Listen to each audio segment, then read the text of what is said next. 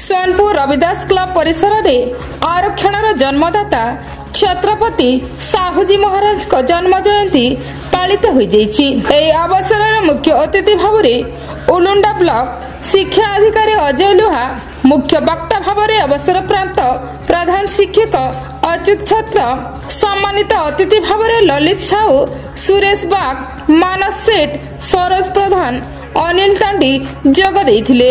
सभारे साहुजी जीवनी उपरे आलोचना होइतिला। बाबा साहेब आंबेडकर को सफल व्यक्ति करिबारे साहुजी महाराज प्रमुख भूमिका ग्रहण करथिले बोली मुख्य अतिथि लुहा महोदय कहिथिले।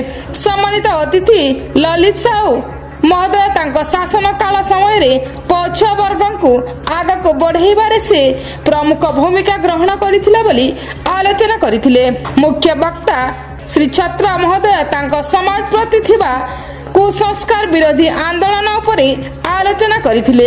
युव नेता अनिल तांडी समस्त को धन्यवाद जणाई सभा कार्य शेष करथिले।